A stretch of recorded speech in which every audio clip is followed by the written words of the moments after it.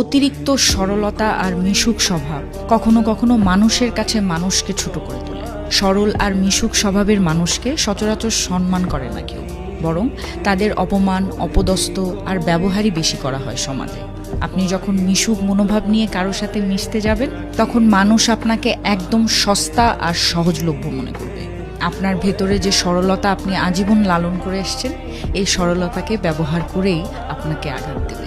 এমনকি আপনার কাছের মানুষগুলো এই সুযোগ হাতছাড়া করবে না। একদম খেয়াল করবেন, নিজের ইগোকে তুচ্ছ করে যারা মানুষকে ভালোবাসতে জানে, সম্মান দিতে জানে, মানুষকে আপন করে নিতে জানে, পৃথিবীতে তারা মানুষের কাছ থেকে কষ্ট আর যন্ত্রণা ছাড়া কিচ্ছু পায় না। বিশ্বাস করেন, অতিরিক্ত সরলতা আর মিশুক মনোভাব নিয়ে মানুষের ভালোবাসা পাওয়া যায় না আজকাল।